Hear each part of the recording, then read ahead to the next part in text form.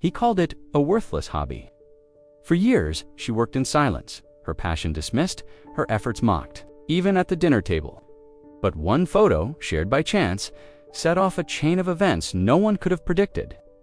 Overnight, orders poured in, awards followed. Then came the $1 million offer that changed everything. Now, at the same table where he once belittled her, he boasts about her to anyone who will listen. This is the story of how she turned quiet persistence into a life he never believed she could have. And the choice she made when success finally gave her the power to decide. Before we continue with this story, make sure to subscribe to the channel as we have a special story that'll be released soon. The light in the kitchen was still soft, the kind that makes everything look gentler than it really is. Steam curled up from the kettle on the stove, carrying the faint scent of chamomile. She moved quietly, setting 2 mugs on the table, one with the chipped handle always placed in front of his chair. The house was small, 2 bedrooms, 1 bath, and a living room that blended into the kitchen without any real separation. But it was hers to keep in order. She liked things in their place. In the corner of the dining area, near the window that faced the narrow backyard, was her work table. It wasn't much just a thrift store find, sanded down and covered with a piece of oilcloth, but it was where she spent her spare hours. The table was crowded with neat trays of tiny tools, jars of colored thread, stacks of sketchbooks with worn covers, and a small lamp that cast a circle of light over the surface when the rest of the room was dim. She had started her hobby years ago, mostly as a way to keep her hands busy in the evenings. It had been a quiet comfort, something she never really thought needed anyone else's approval. She was already there when the kettle began to whistle, adjusting a small detail on the piece she'd left half-finished the night before. Her fingers moved with practiced care, her focus narrowing in on the thread's path. She didn't hear him come in until his voice broke the stillness. "You're at that thing already."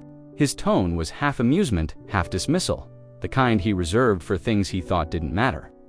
He pulled out his chair, the legs scraping against the floor in a way that made her flinch. "It's quiet in the mornings," she said, not looking up right away. "I get more done before the day starts." He reached for the mug, the steam rising between them. "Yeah, but what's the point? You could be using that time for something useful. You know, things that actually make money." She didn't answer. Right away, just set her tool down carefully so the point wouldn't bend. "Not everything's about money," she said softly. He smirked, stirring his coffee, even though it was just tea. "That's what people say when they're wasting their time. Honestly, I don't get why you bother. It's not like anyone's going to pay for it, whatever that is." His hand made a vague gesture toward her work table, as though the materials themselves were an indulgence she should be embarrassed about. Her eyes flicked toward him for a moment, then back to her work. She had learned over the years that arguing only hardened his opinions, and if she stayed quiet, he'd usually lose interest in making the point. Outside, the sun was just high enough to touch the frost on the lawn, turning it silver for a few fleeting minutes. She liked mornings like this. The stillness made her feel as if she could get lost in her work, and maybe carry that quiet with her through the rest of the day. He took a sip, grimaced, and pushed the mug away. "Too cold already, you should have poured it sooner." She nodded, got up, and took the mug back to the counter, setting the kettle to boil again. Her mind was already drifting back to the thread she had been working with, the way it caught, the light in certain angles. She didn't think about selling it, or what anyone else thought it was worth. She thought about the satisfaction of finishing something, exactly the way she pictured it in her head. He reached for his phone, scrolling before the kettle had even started humming again. The conversation was over for him, but his words lingered. In the air, heavier than the steam curling from the spout, she sat back down at her table, not because she had anything to prove to him, but because she wasn't ready to give the morning over to someone else's definition of worth. The lamp over her work table clicked on a pool of warm light, chasing the gray edges from the room. Her fingers found their place again, steady and sure. As the house settled into its familiar rhythm, his soft coughs between sips, the occasional sound of a spoon tapping porcelain, the faint hiss of the kettle when it boiled again. And in that small corner by the window, the quiet work continued, unseen for what it was, but not unloved. Asterisk. The smell of toasted bread hung in the air, mingling with the sharper scent of coffee. She had meant to move it back to her work table, But the early quiet had drawn her in again, and by the time he came down the stairs, she was bent over it, fine tool in hand, adding the smallest of details. He walked in without a word. The thump of his feet on the worn linoleum, loud enough to break her focus. She set the tool down, careful not to scratch the surface of the work. He pulled his chair out, the scraping sound jagged in the otherwise calm space, and sat heavily. His eyes landed on her project before he even reached for the butter. Again, his voice carried a familiar edge, not outright anger, but the tone he used when he wanted her to know he found something ridiculous. He tore into a slice of bread, crumbs scattering across the tabletop. "You've been at that thing every day this week. Ever think about how much time you're throwing away?" She picked up her mug, letting the warmth of the tea seep into her fingers before answering. "I like it," she said, keeping her voice steady. "It's relaxing. Relaxing." He gave a short laugh, the kind meant to make someone feel foolish. "So is sitting in front of the TV, but at least that doesn't take up half the dining table." Her gaze flicked to the piece in front of her. She had been working on it for weeks, each careful addition building toward something that existed, only in her mind. But she knew from experience that explaining that would only invite more scorn. "You could be doing something useful," he went on, spooning sugar into his coffee. "Something that actually pays. Remember when you said you were going to look into part-time work? That was months ago. Instead, you're here, fussing with bits of thread and whatever that other stuff is." He gestured loosely toward her tools. He took a sip, then leaned back in his chair, watching her in that way he did when he thought he was being practical, delivering a truth she needed to hear. "I'm just saying, don't expect much to come from it. You've been at this for years, and what's it gotten you? A table full of knickknacks. No one's buying." The words landed the way they always did, dull and heavy, settling into the space between them. She had heard versions of this conversation too many times to count. Sometimes it came in a casual remark over dinner, other times in sharper tones during arguments about bills. Always the same underlying message that what mattered to her was, in his eyes, small and insignificant. She pushed her chair back slightly, letting the legs scrape the floor just enough to break his rhythm. "I don't do it for money," she said, her voice low. "Then you're proving my point." He set his cup down harder than necessary, the ceramic clink ringing out. "You can't keep wasting time like this. One of us has to be realistic." The toaster popped, and she was grateful for the interruption. She crossed to the counter, took out the fresh slices, and busied herself with the small tasks of spreading jam and refilling the sugar jar. He had moved on to checking his phone, his attention drifting elsewhere now that he'd made his opinion known. She returned to her seat, setting his plate in front of him without a word. Her own breakfast sat untouched for a moment as she glanced at her work again, the fine details catching the light. She reached for it instinctively, then stopped, folding her hands instead.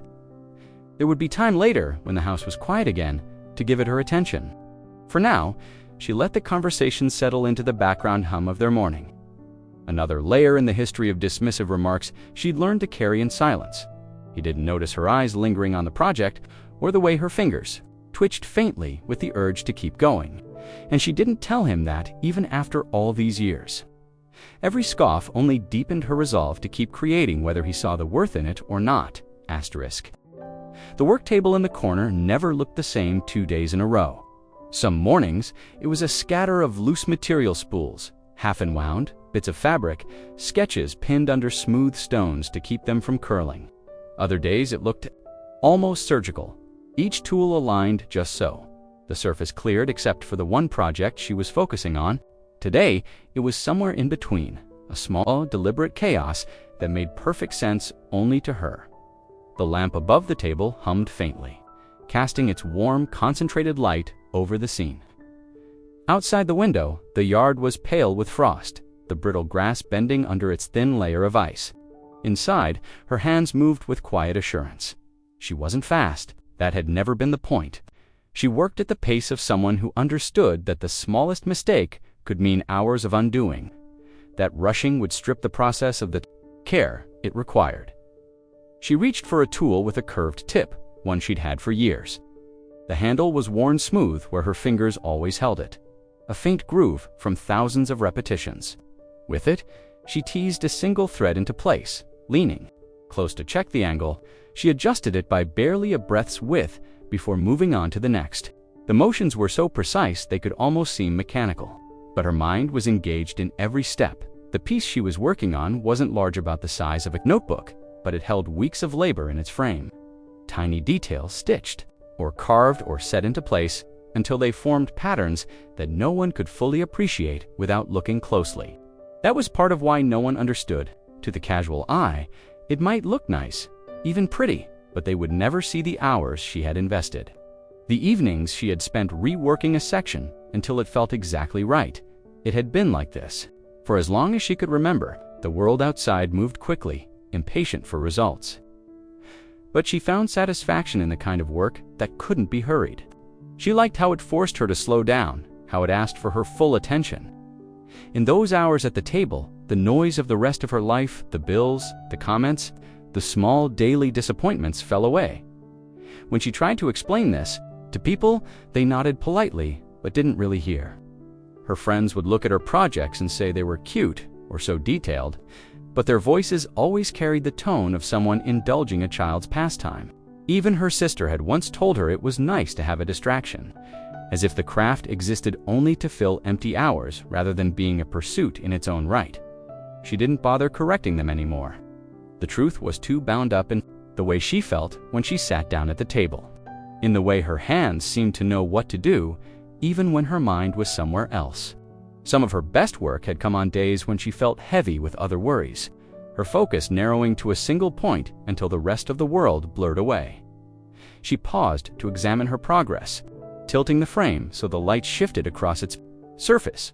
The colors deepened in some places, softened in others, revealing the complexity of what she'd built so far.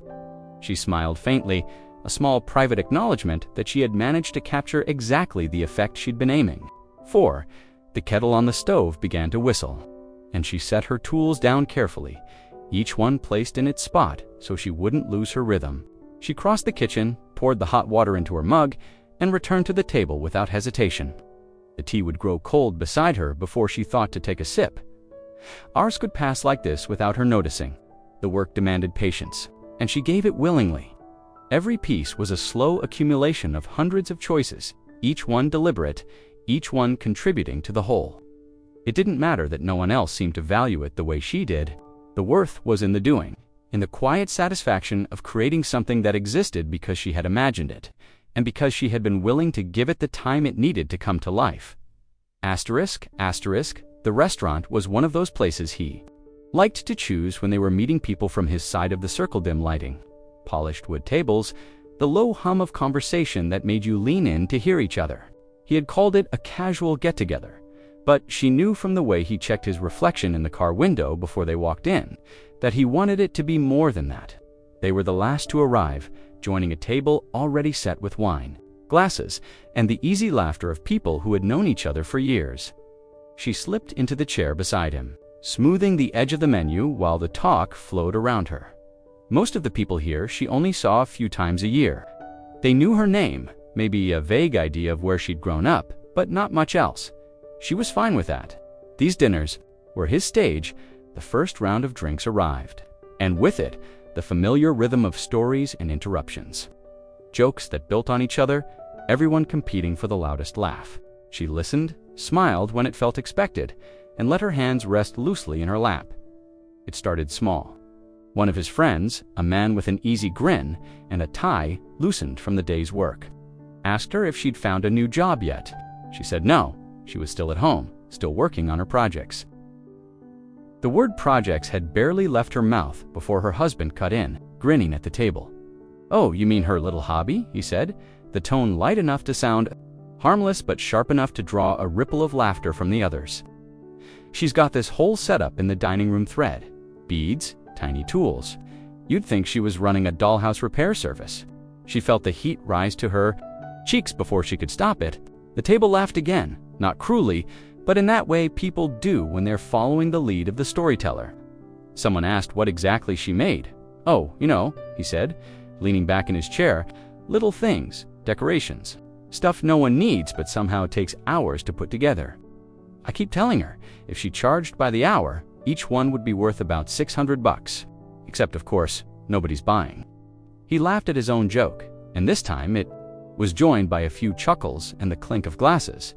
She took a sip of her water, her throat too tight for wine. "It's not really about selling them," she said quietly, but her words were drowned out by the next round of banter about something else. The food came and went. Plates were set down and cleared away, while he told stories about work, about things that had happened when he was in school, about the time he'd sprained his ankle trying to impress someone at a party. The hobby came up again when dessert menus were passed around. "You know, if she spent half as much time on a business plan as she does stitching and gluing, we'd be retired by now," he said, smiling at her as if it were a compliment. One of the women at the table gave her a sympathetic look, the kind that says, "I know how men can be," but didn't speak up. The others laughed lightly, and the moment passed into the general shuffle of ordering coffee and cake. She kept her eyes on the candle flickering in the center of the table, its flame bending in the draft each time a server passed. Feel the weight of his words still on her, the way they made her work seem small in the eyes of everyone here. He didn't mean it as cruelty, at least. She told herself that, but it was the kind of thing that left a mark anyway. When the check came, he made a show of grabbing it, joking about how her art studio hadn't exactly been covering dinner. Bills lately, more laughter, more clinking of glasses, more smiles directed his way. In the car afterward, he hummed along to the radio, pleased with the night. She looked out the window at the blur of streetlights, her reflection faint in the glass. Back home, the dining room lamp would be waiting, the tools in their places, the half-finished piece exactly where she had left it. She thought of it, the not as something to defend to anyone, but as the one part of her life where his voice didn't reach. The front door clicked shut behind them with a sound sharper than usual, the echo stretching into the hallway. She slipped off her shoes by the mat, but he walked straight through, the heavy tread of his steps toward the kitchen breaking the silence.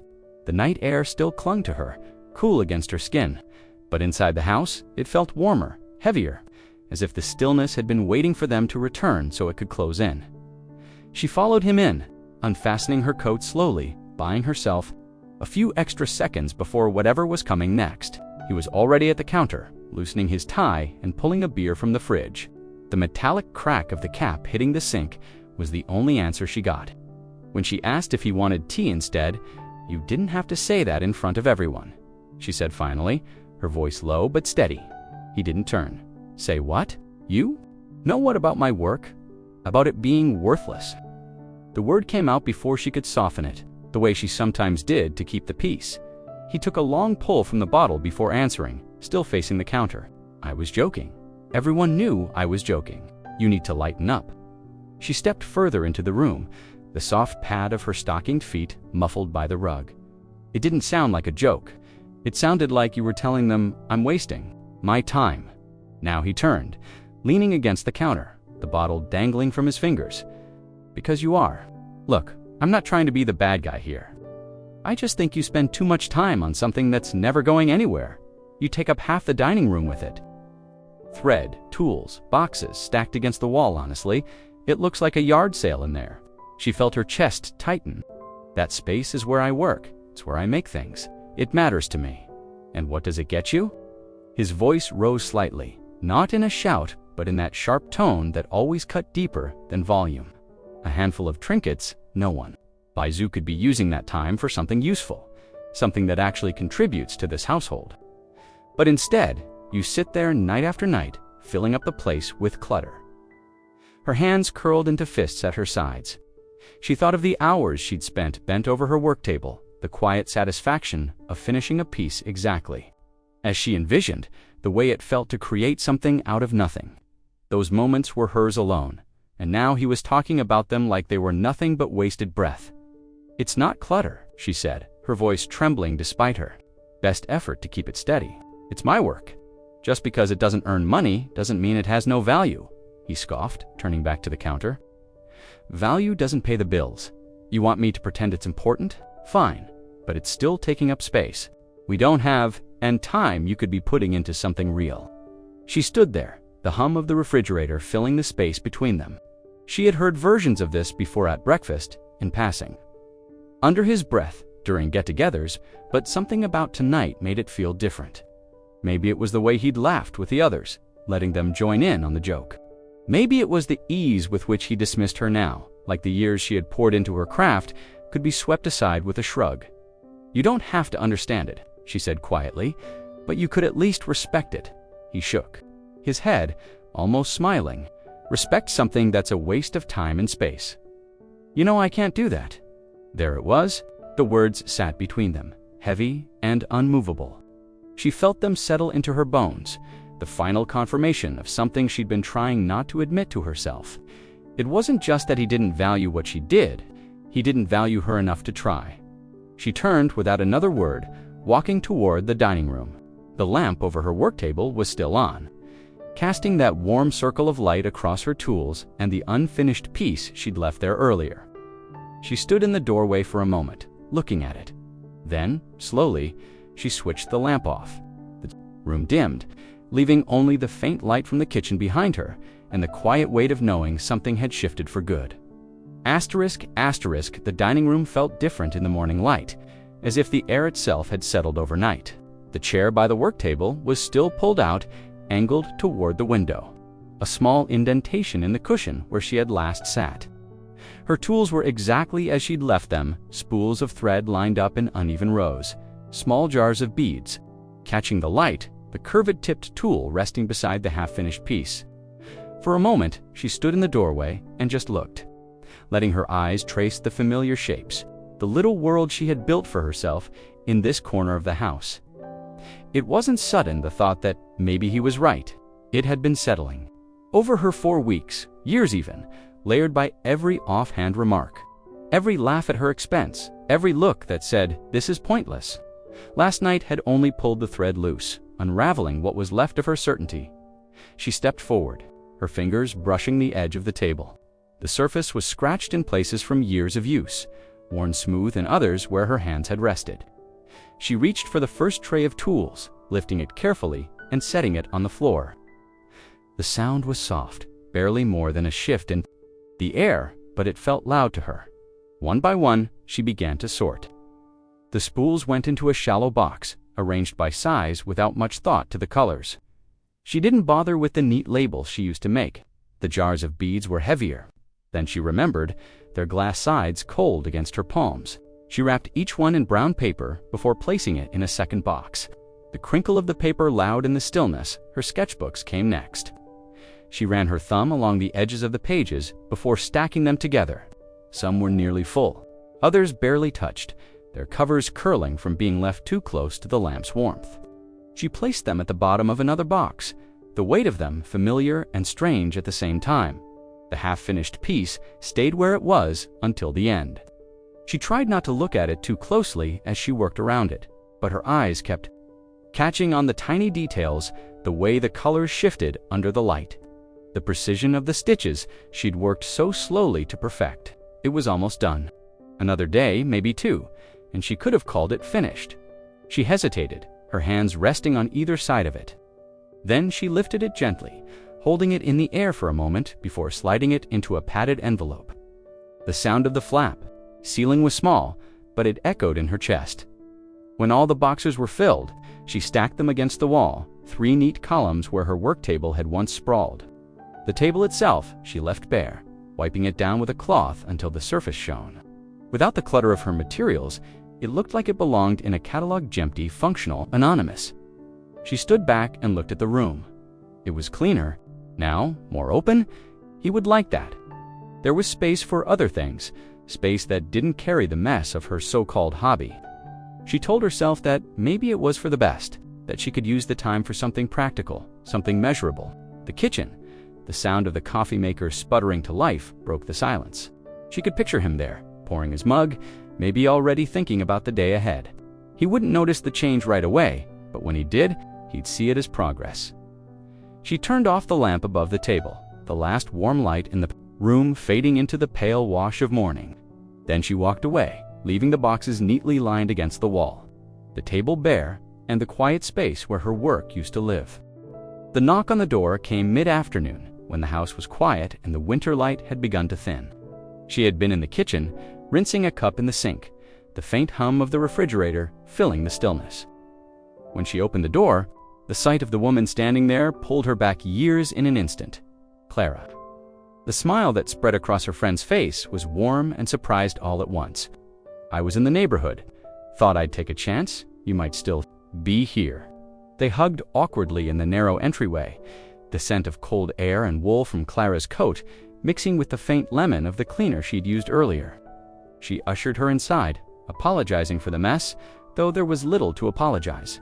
For the house was tidy, almost stripped of personality since she'd packed her things away. They settled at the dining table with mugs of tea. Clara's eyes moved around the room as they talked, taking in the bare work table in the corner, the clean stretch of its surface. "I thought you had a whole setup here," Clara said, tilting her head toward it. "Last time I visited, this table was covered in, what do you call them? Your pieces." She smiled faintly. "I put it all away." "Why?" Clara leaned forward, her expression puzzled. "You were always working on something. It was like your thing. I still have. That piece you gave me, it's in my living room. People ask me about it all the time." She wrapped her hands around her mug, letting the heat seep into her fingers. It just wasn't worth it anymore. Took up too much space. Clara's eyebrows lifted. "Space? That's not the real reason. You loved it. I could tell every time you talked about it." She looked toward the window, watching a thin gust of wind scatter dry leaves across the yard. "It's complicated." Clara was quiet for a moment, studying her. "Does this have anything to do with him?" The question sat between them. She didn't answer right away, but the way her jaw tightened must have been enough. Clara's voice softened. "He doesn't see it, does he? The work you put in, the skill it takes." "It's not a skill if it doesn't go anywhere," she said, repeating something she'd heard so many times it almost sounded like her own thought. "Just a hobby." "That's not true." Clara's tone was firm now. "I've seen what you make. You could sell it, if you wanted to. There are whole shops and sites for that now. You know people would buy it." She gave a small shake of her head. "Maybe, but I wouldn't even know where to start." Clara leaned back, crossing her arms. "Then, start small. Post a picture. Send something to a local gallery. You don't have to have the whole plan figured out." Her gaze drifted to the wall where the boxers were stacked neatly, hidden behind the dining room door. Inside them, everything weighted tools, threads, the unfinished piece she hadn't touched since sealing it away. For weeks, she had walked past them without opening a single box, telling herself it was better this way. "It's easier not to think about it," she said finally. "Easier isn't always better," Clara replied, her voice gentle now. "You were happy when you were making things. I could see it, and I think you're still holding on to it, even if you've packed it away." She didn't answer. The kettle in the kitchen clicked off, the faint hiss of cooling metal filling the pause. Clara took a sip of her tea and let the conversation shift to other things. But the question lingered in the air long after she left. Why wasn't she pursuing it? When the door closed behind her friend and the house settled into quiet again, she found herself standing in front of the boxes, her hand resting lightly on the top one. She didn't open it, not yet. But for the first time in weeks, she thought about what it might feel like to *** 2 days later. Clara stopped by again, saying she had been in the area and couldn't resist bringing over a loaf of bread she'd baked that morning. The smell of it filled the small kitchen, warm and rich, as they stood at the counter slicing into it. The afternoon light slanted across the room, falling in a sharp beam on the work table in the corner, the same table she had been keeping bare. The tools and materials still sealed in boxes against the wall. They talked easily at first about mutual acquaintances, about the weather, about how early the cold had settled in this year. But Clara's eyes kept drifting to the corner, to the space that seemed too empty for how she remembered it. "You know," Clara said finally, "I've been thinking about what we talked about last time. About your work, you've still got everything packed away." She nodded, half smiling in a way meant to end the subject. "It's fine. I'm not doing it right now." Clara didn't press, at least not directly. Instead, she wandered into the dining room after they'd finished eating, setting her phone on the table and glancing at the boxers. "Mind if I take a peek? It's all just stored," she said, but she didn't stop her. Clara pulled one box forward, easing back the flaps as though she knew she was crossing into delicate territory. Inside, the jars of beads glinted faintly in the dim light. The smell of old fabric and paper rose up when she shifted a stack of sketchbooks. "You kept everything exactly the way it was," she said softly. "I didn't want to throw it out," she admitted. Clara reached deeper, pulling out a small piece wrapped in tissue. "Is this the one you were working on before?" she hesitated, then nodded. Clara unwrapped it carefully, revealing the unfinished design, intricate, detailed pattern that hinted at something striking once it was complete. She felt an ache in her chest, seeing it again. "This is beautiful," Clara said, turning it in her hands. Without thinking much about it, she placed it on the bare work table and pulled out her phone. "What are you doing?" she asked, a note of warning in her voice. "Just taking a picture," Clara replied. "The light is perfect right now. Look at the way it catches the thread." Before she could object, the soft click of the camera sounded. Clara angled it again, taking another shot from closer in. "You can't just—" "I'm not selling it," Clara interrupted. "Relax, I'm just putting it on my feed. People should see this. You'd be surprised how much they'd like it." She watched as Clara tapped on her screen, thumbs moving. Quickly, a caption appeared in neat lines. "My incredibly talented friend made this. Can you believe it's all by hand?" Then, almost as an afterthought, Clara added a few hashtags: #handcrafted, #artisan.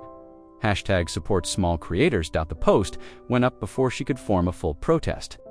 Clara smiled, sliding her phone back onto the table. "They're done. Now let's have more bread before it goes cold." But she couldn't stop glancing at the phone, at the idea of her work suddenly visible to people she didn't know. It was one thing to have it tucked away in boxes where only she could see it, where it existed without judgment. It was another to have it out there, open to comment, open to comparison. After Clara left, the table felt less empty than it had in weeks. The piece was still there, unwrapped, catching the fading light. Her phone buzzed once from the counter. She ignored it, but when it buzzed again, and then again, curiosity pulled her over. Clara's post was already getting comments, friends of friends, strangers with profile pictures she didn't recognize. Words like "gorgeous," "amazing," "how can I buy one?" scrolled past her eyes. Her chest tightened. She set the phone down and stepped back, unsure whether to feel flattered, exposed, or both. In the silence of the house, the notifications kept coming. The next morning began quietly, the kind of slow start where the sound of the kettle on the stove was the loudest thing in the house. She moved through her routine without much thought. Tea, toast, clearing the plates from the night before. Clara's visit still lingered in her mind, though she tried not to dwell on the post or on the comments she'd glimpsed before setting her phone down. She hadn't opened the app again. It wasn't until she sat at the kitchen table with her second cup of tea that she noticed the small, steady blinking on her laptop. She hadn't planned to turn it on that morning, but habit pulled her toward it. She opened the lid, the screen casting a cool glow in the dim light, and waited for her inbox to load. Most of it was the usual promotions she'd never read, newsletters. She didn't remember signing up for the occasional forwarded joke from her sister. But halfway down the list was a subject line that made her pause. "Inquiry about your work." She clicked it, heart giving a small, quick beat.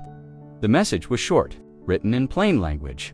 The sender introduced herself, saying she'd seen a photo of a piece on social media, Clara's post, no doubt, and wanted to know if it was available for purchase. She mentioned that she collected handmade items, valued craftsmanship, and had been searching for something exactly like what she saw. At the bottom was a phone number and a line that said, "Please let me know if you'd be willing to sell or if you take commissions." She sat back, reading it twice, then a third time. Her fingers hovered over the keyboard, but she didn't type. The idea of selling something she'd made, something she hadn't created with that intention, felt both thrilling and unnerving. She thought about the piece on the work table. Still, unfinished but closer to complete than she'd realized before putting it away. She imagined packing it up, sending it off to a stranger, and the mix of pride and vulnerability that would come with that. The house was still, except for the faint tick of the clock in the living room. She read the email again, tracing each word, as if it might reveal some hidden catch. But there was none, just genuine interest, the kind she had never expected from outside her small circle. For a moment, she let herself imagine writing back right away, agreeing to sell, maybe even offering to make something new. The image came easily, a package on its way to a place she'd never been, her work finding a life outside these walls. But almost as quickly, Her mind moved to him what he would say, the way his voice would curl around the word hobby-like. It was a joke. Would he mock the price, however small? Would he dismiss the sale as luck, or worse, as meaningless? She closed the laptop for a moment, pressing her palms to the cool surface. The email was still there, waiting, and she could answer it whenever she chose. She told herself she needed to think it over, that there was no rush, but the truth was, she was afraid of wanting it too much. Her phone buzzed from the counter. She ignored it, pouring the rest of her tea into the sink and rinsing the mug. The weight of the message followed her through the rest of the morning. Through folding laundry and tidying the living room, through every small task that kept her. From sitting down and answering by afternoon, she found herself back at the work table, standing over the piece Clara had photographed. The thread still caught the light just so, the pattern waiting patiently for her hands to pick it up again. She thought of the stranger's words, exactly what I've been looking for, and felt a flicker of something she hadn't let herself feel in weeks. She sat down, picked up her tools, and began to work. The email could wait until she had something worth sending. The piece she sold wasn't the one from Clara's photo.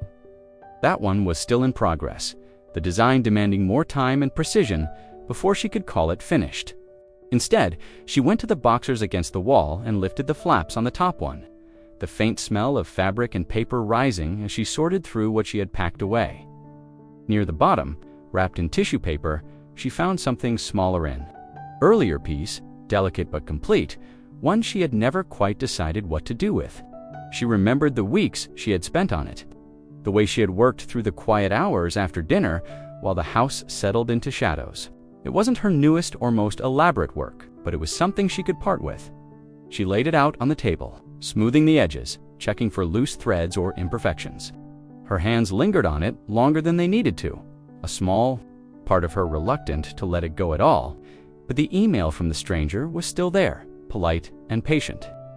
And the thought of someone wanting it, truly wanting it, pulled her forward. She wrapped it carefully, layering tissue around it, before sliding it into a sturdy box. The sound of the tape peeling and pressing shut felt final in a way that made her chest tighten. She printed the shipping label at the library, tucking it into her bag so she could drop the package at the post office later that day. When she walked into the kitchen that evening, he was at the table scrolling through his phone, the faint buzz of whatever video he was watching drifting up between them.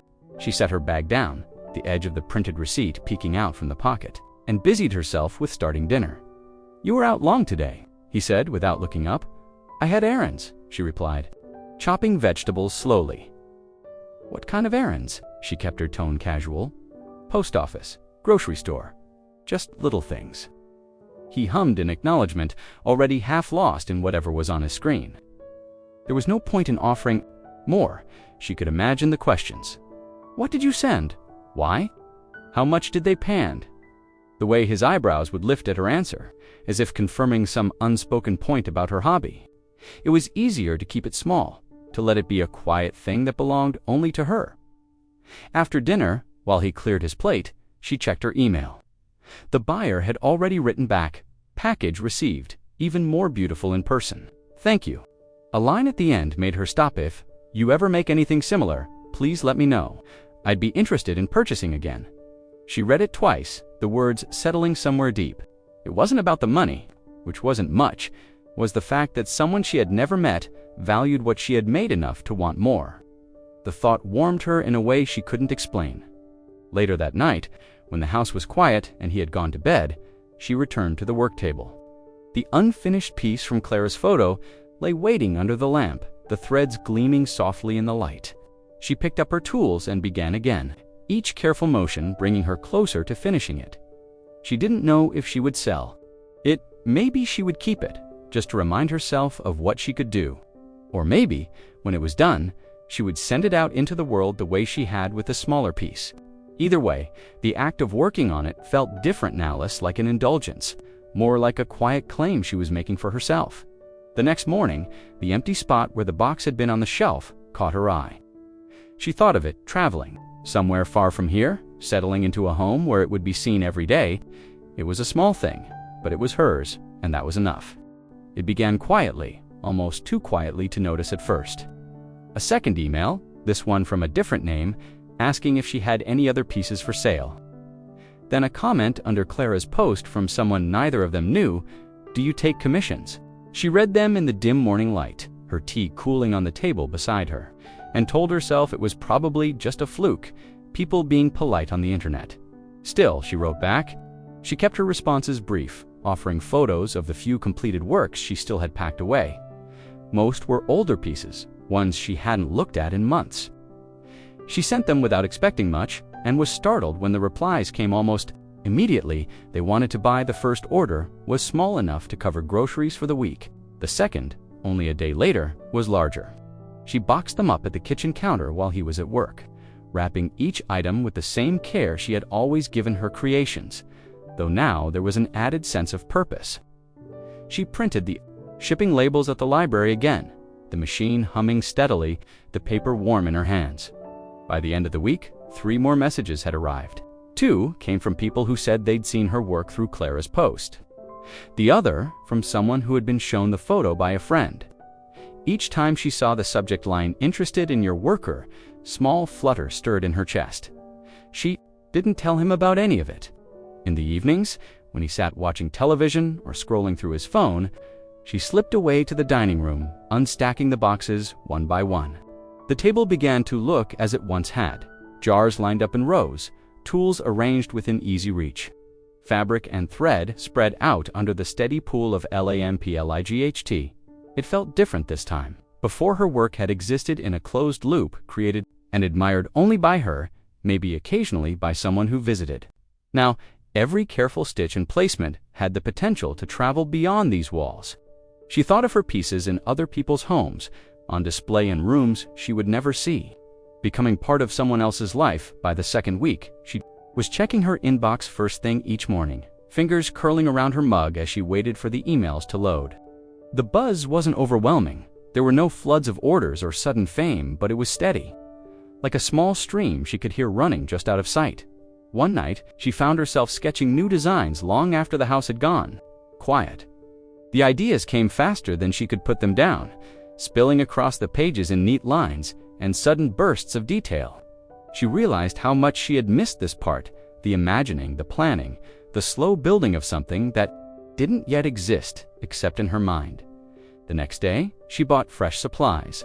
She told him she was running errands again, keeping her voice even, but inside there was a rush she hadn't felt in years.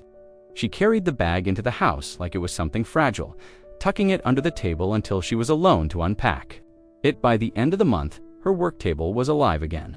Finished pieces sat neatly to one side, ready to be wrapped and shipped. In-progress projects lay under careful covers, waiting for the next session. The hum of it, all the steady rhythm of making, sending, and hearing, backfilled the days. With a quiet momentum, she still wasn't sure where it was going, and she didn't need to be. For now, the trickle of orders was enough to keep her hands busy, her mind engaged, and her curiosity alive. Something had begun to move, and she wanted to see where it might lead. It was well past midnight when the house finally settled into the kind of quiet she trusted. The television had gone dark an hour earlier, leaving only the faint hum of the refrigerator and the occasional creak in the walls. She lay in bed at first, staring at the ceiling, listening to his breathing beside her. It was slow and even, the deep rhythm of someone fully asleep. She waited a few minutes more, letting the stillness confirm it, before sliding out from under the covers. The hallway was cool against her bare feet, the light from the street lamps spilling in through the blinds in thin slanted lines. She didn't turn on the overheads, not wanting to risk the brightness spilling under the bedroom door. Instead, she made her way to the dining room by memory. Every corner and piece of furniture familiar. The work table was there, the surface bare, except for the dust she'd let settle over the past weeks. The boxers sat against the wall like a row of unopened promises. She knelt beside them, easing open the flaps so the cardboard didn't make too much noise. Inside, her tools waited as if she'd only left them there yesterday, spools of thread with their ends tucked neatly, jars of beads glowing faintly in the dim light, the curved-handled tools she knew as well as her own hands. She set them on the table one by one, not rushing, letting the act of placing each item in its spot feel deliberate. The lamp clicked on with a soft snap, its warm circle of light spilling across the tabletop and pushing back the shadows. She took a breath, the familiar scent of wood and fabric rising to meet her, and for the first time in weeks, it felt like she could exhale. Her hands moved automatically, arranging things the way she liked them. Tools on the right, threads in color order along the back edge, beads in a staggered line where the light could catch them. She pulled a half-finished piece from its wrapping, smoothing the fabric under her palms. The pattern was just as she remembered, intricate and demanding every detail a small commitment. She worked slowly, mindful of the silence. The only sounds were the faint scratch of her tool against the surface, the occasional clink as she reached for a bead, and the low hum of the lamp. Her fingers remembered the motions before her mind fully caught up, each stitch a familiar rhythm every so often. She paused to listen, checking for the sound of footsteps in the hallway, the creak of the bedroom door. But the house stayed still. In that protected quiet, her focus deepened and the outside world fell away. It was just her, the light, and the work. Time slipped easily in that space. She didn't measure it in minutes, but in the sections of the pattern she completed, the small progress she could see taking shape. The threads began to weave into something whole again, the design lifting from the surface like it had been waiting for her. To return, she hadn't realized how much she missed the weight of the tools in her hands, the way her shoulders would ease once she found her rhythm. There was a calm in it, a grounding that nothing else seemed to offer. For the first time in a long while, she wasn't thinking about whether it was worth the effort or what anyone else might say. She was just making. When she finally looked up, the light outside had shifted from the flat darkness of night to the faint gray that hinted at morning. She eased the piece back into its wrapping, careful not to disturb the stitches. The tools went back into their places on the table knot, hidden away this time, but ready for her to pick up again. She switched off the lamp, leaving the work in shadow, and walked quietly back to the bedroom. Slipping under the covers, she found him still asleep, his breathing unchanged. She lay on her side, facing the window, her hands faintly scented with the materials she'd been working with. In the stillness before dawn, she allowed herself a small, private smile. The work table was alive again, and so was she. It happened without warning. She had been in the middle of folding laundry one afternoon when her phone, usually silent, except for the occasional email or message from Clara, began to buzz on the counter. At first, it was just one notification had tagged her name, which was odd enough, since she didn't remember being tagged in much of anything, and picked it up, expecting maybe a spam flood or some glitch. But as soon as she unlocked the screen, she froze. A well-known name was there, in bold, a name she recognized instantly from magazine covers and television interviews. The profile picture confirmed it. A public figure with millions of followers had posted a photo of her work. It wasn't just a repost of Clara's image. Somehow, one of her pieces had made its way into this person's home, arranged neatly on a polished wood table in front of a sunlit window. The caption was short but warm. "Can't get over how beautiful this is. Handmade, all by one woman. Worth every penny." A tag followed, leading directly to her small, quiet page that she'd barely touched except to respond to inquiries. Her stomach tightened. The comments on the post were already in the hundreds, people asking where to buy, whether there were more, whether she shipped internationally. Her own inbox had transformed in the span of an hour, order requests stacking up, messages from strangers introducing themselves, offers from boutique stores asking about wholesale pricing. She set the phone down on the counter and stepped back, as if putting physical space between herself and the sudden rush might slow it down. For a few minutes, she walked aimlessly from room to room, unsure what to do first. She didn't have an online store, didn't have prices listed, didn't even have most of her finished pieces photographed. Now, all at once, it was as if the entire internet had decided they wanted something from her and they wanted it now. When she picked up the phone again, the notifications hadn't stopped. Clara had messaged her twice, the first one reading simply, "Oh my God." The second was longer. A stream of excitement and disbelief. "Do you realize what this means? You have to get ready for orders." Like now, she sat down at the work table, staring at the tools she had so carefully laid out the night before, the unfinished pieces, the fresh supplies suddenly. They weren't just part of her private routine. They were the start of something she hadn't dared imagine. For the rest of the afternoon, she worked in a kind of stunned focus, answering messages in batches, writing polite but brief responses, promising to send photos of available pieces. Each time she hit send, more messages came in. By early evening, her phone battery had nearly drained from the constant use. She hadn't told him yet. He was due home soon, and she wasn't sure what version of this she wanted to share, whether to play it down as a coincidence or admit the truth, that her so-called hobby had just been seen by millions of people in a single day. A part of her wanted to hold the knowledge close, to let it grow in her hands before letting it out into the open. When night came, the numbers on the post had tripled. Her own modest account had more followers in a few hours than it had in all the years. Since she first made it, the air felt different in the room as she sat with the lamp glowing on the work table, a piece taking shape beneath her hands. There was a current now, something moving faster than she could quite keep up with. But inside, her phone buzzed again, and she smiled, because this time it wasn't just a trickle, it was a tide. Asterisk, asterisk. The email came early in the morning, arriving before the sun had fully pushed through the blinds. She saw the subject line, "Payment received as." She sipped her first cup of tea, half expecting it to be a small order, or perhaps a partial deposit from one of the new customers who had messaged her after the viral post. Much thought, already running through her mental list of what she needed to finish that day. But then the number appeared on the screen. Maybe it was several transactions listed together, but it wasn't. It was one payment, one transfer. More money than she had ever seen land in her account at once. As if even the air had paused, she set her cup down carefully, afraid the tremor in her hands might spill it. The figure glowed back at her from the screen, steady and undeniable. She clicked into the details, reading the name of the sender, boutique buyer from the city who had contacted her 2 days earlier. She had assumed they were interested in a single piece, maybe two. Instead, they had bought nearly everything she had in stock, along with a request for more to be completed within the month. She leaned back in her chair, staring at the number again. It was enough to cover months of expenses, enough to pay off the lingering bills she had been chipping away at, enough to make choices she hadn't thought were available to her. For years, her work had been dismissed as a pastime, something to occupy her hands, but never to change her circumstances. Now, in one moment, it had shifted from something private to something that could sustain her.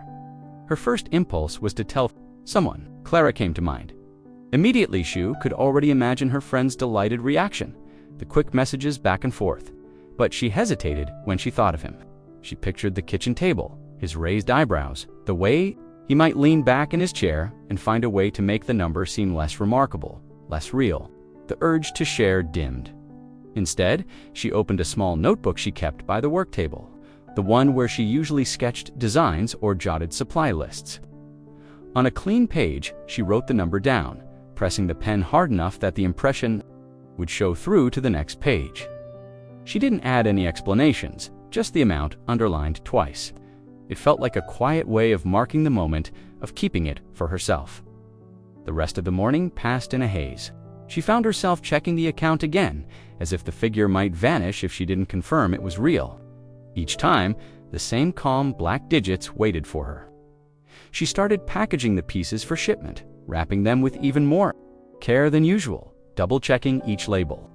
The idea that they were worth not just her time, but this kind of payment made every movement feel deliberate. By the time she walked to the post office, the winter light had turned sharp and clear. The cold air cutting at her cheeks, she carried the boxes stacked neatly in her arms, the receipt from the payment tucked safely into her bag. The line was short, and when it was her turn, she placed the packages on the counter one by one, watching them disappear into the back room.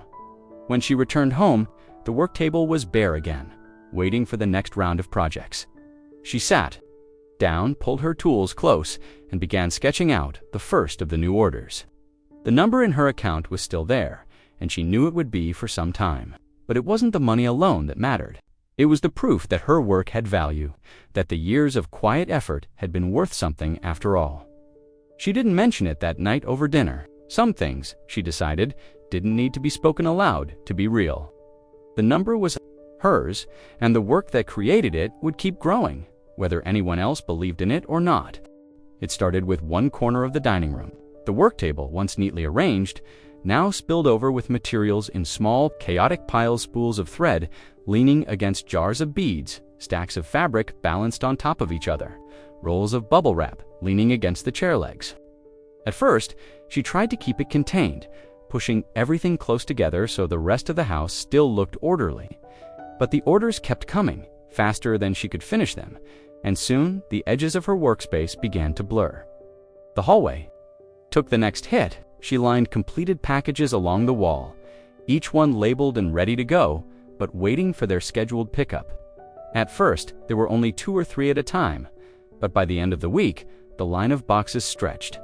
Halfway to the front door, she stepped around them carefully, mindful not to scuff the corners, as if damaging the cardboard might somehow lessen the care she had put into what was inside. By the second week, the living room was part of the operation. She had moved a small folding table in to serve as a packing station, covering it with rolls of craft paper, scissors, tape dispensers, and stacks of printed shipping labels.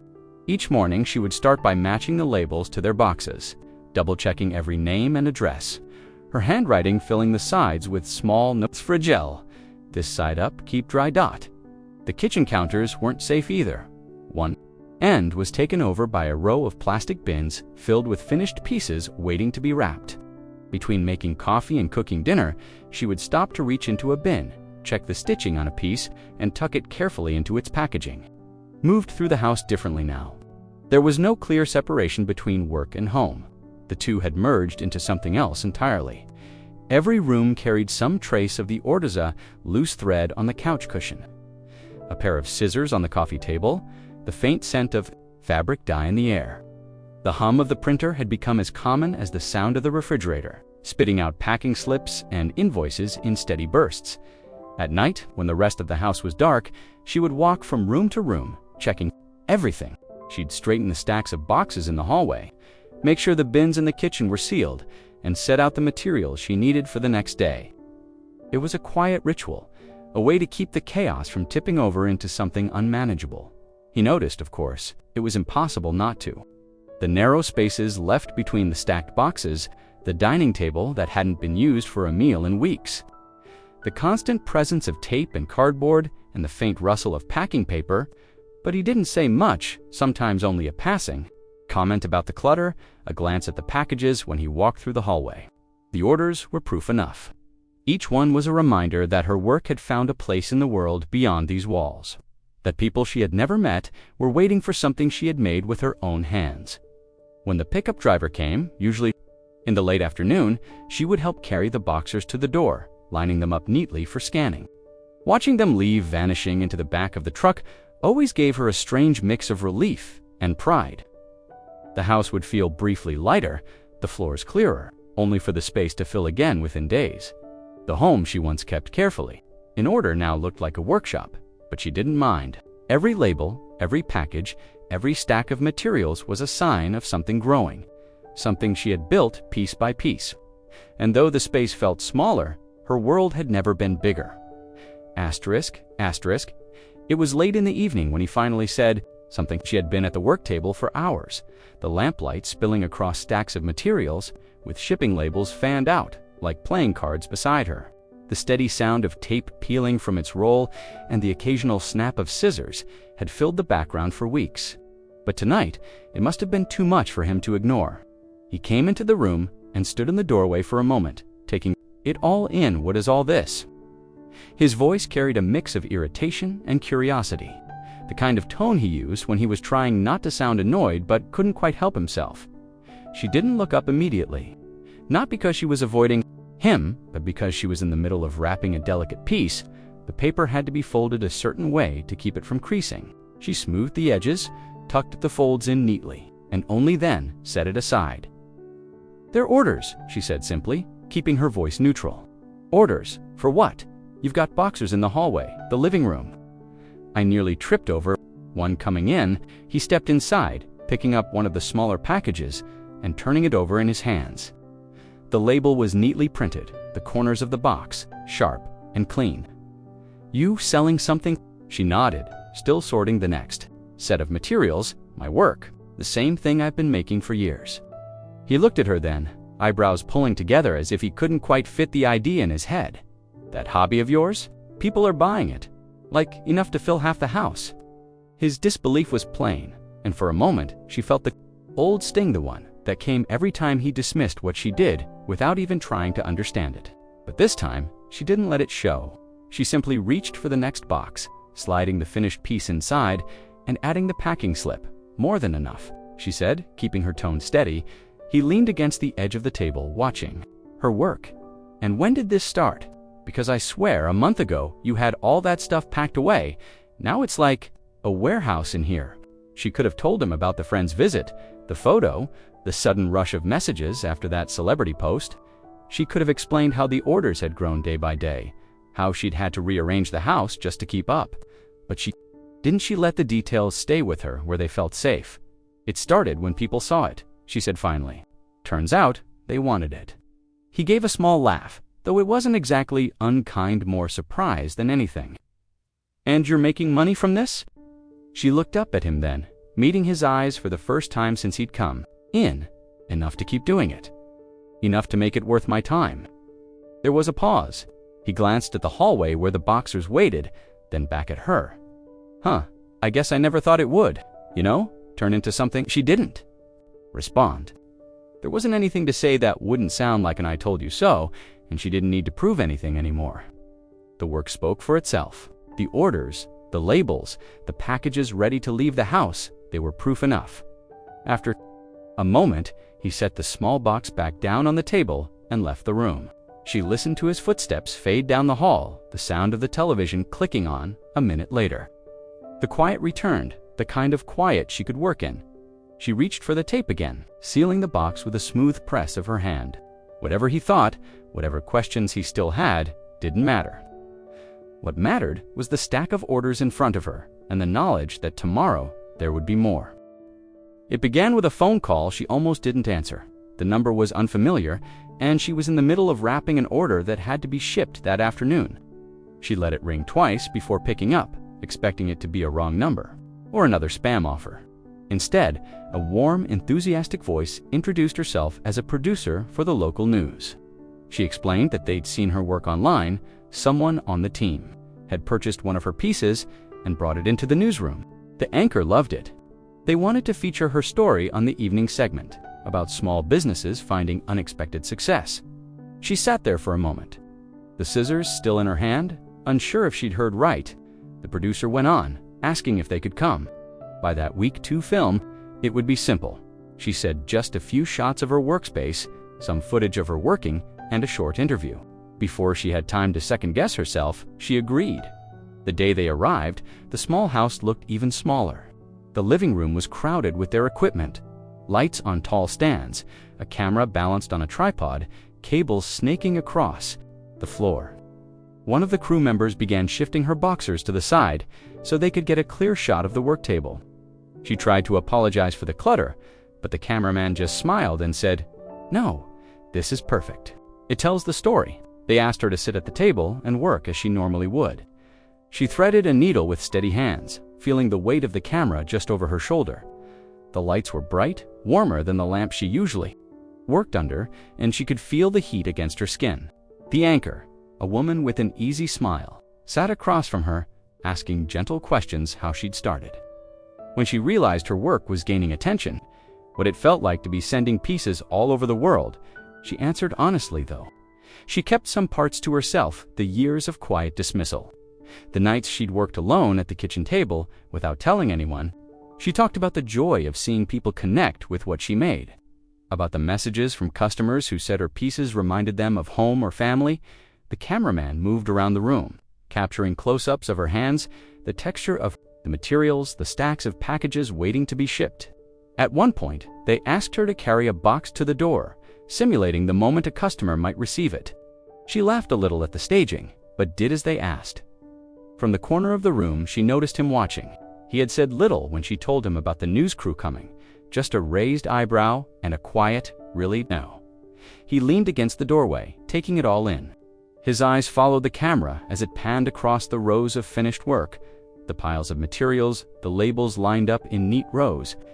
He didn't say anything, but she could see the faint crease in his forehead, as if something was shifting in his mind. After the interview, the crew packed up their gear, thanking her for her time and promising to let her know when the segment would air.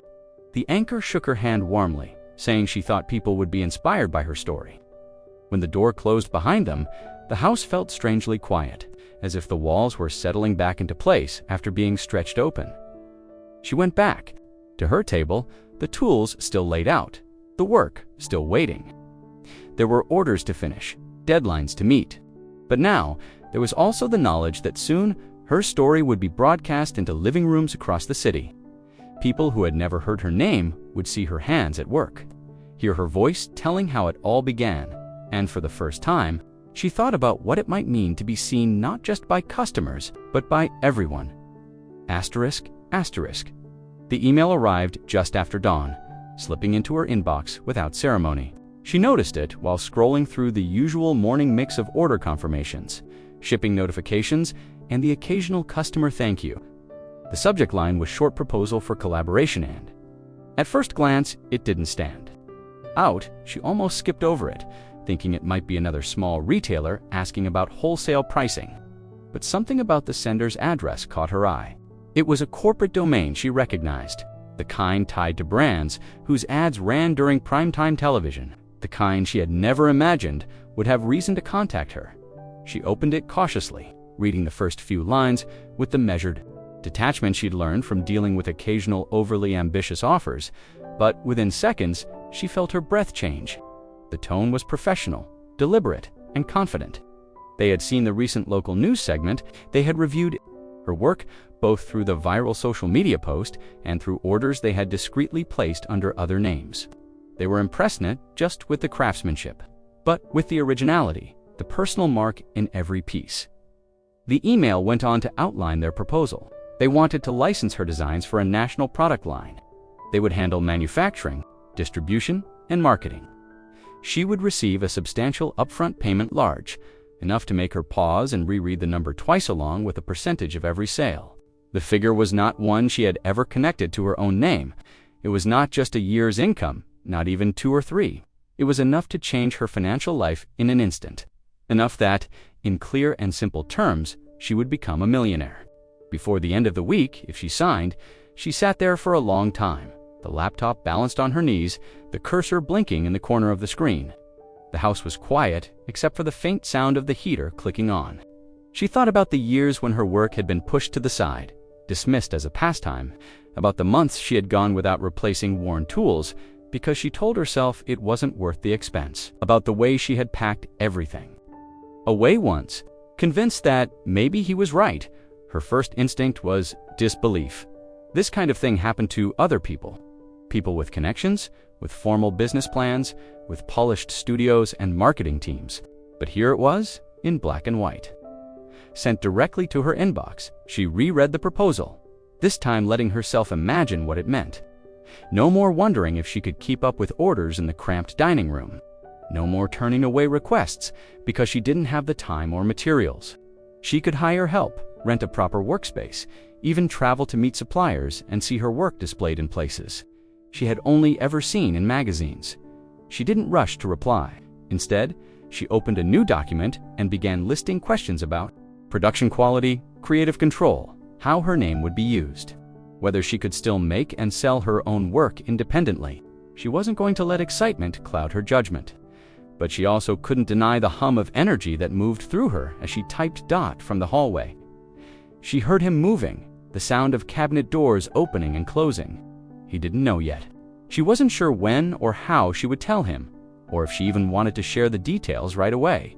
For now, this was hers, this moment, this possibility, this shift in everything she had thought her life could be.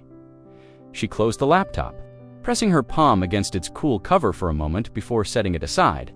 The email would still be there when she was ready to respond, but the knowledge that it had come, that someone out there valued her work enough to attach such a number to it, had already changed something deep inside her. By the time the sun had fully risen, the house looked the same as it had the day before. In the hallway, tools spread across the table, fabric and thread spilling from their bins. But she knew it wasn't the same. Not anymore.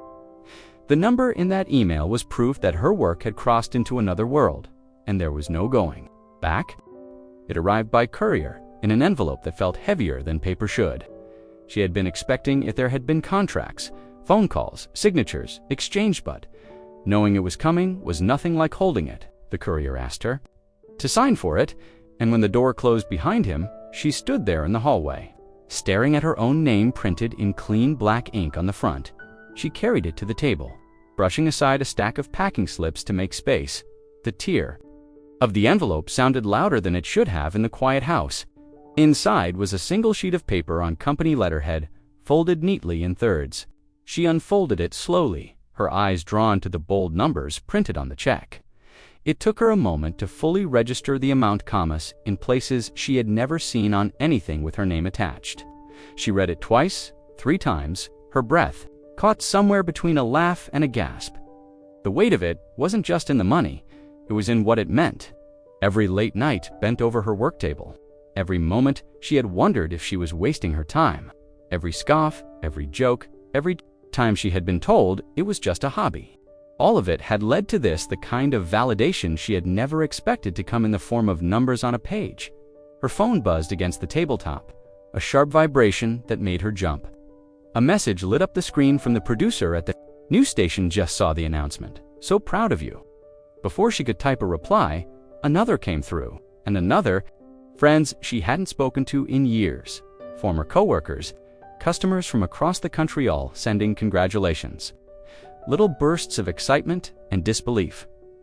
The phone kept buzzing, the notifications stacking faster than she could open them. She set it down, the screen glowing with names and words, and looked back at the check in her hands. The paper felt almost fragile, as if it might dissolve if she held it too tightly. She ran her thumb over the embossed seal, the ink crisp and fresh. Somewhere in the back of the house, she heard him moving around. He didn't know yet.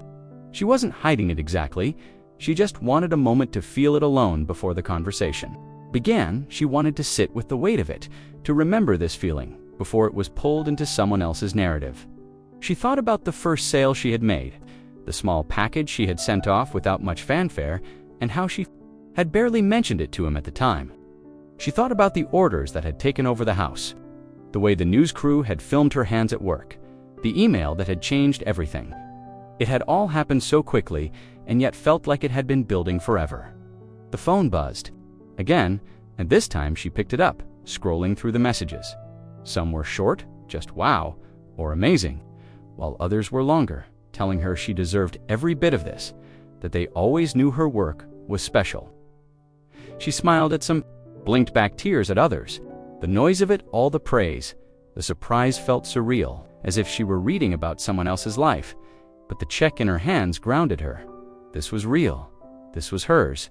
She folded it back into the envelope, not because she wanted to put it away, but because she needed to protect it until she could take it to the bank.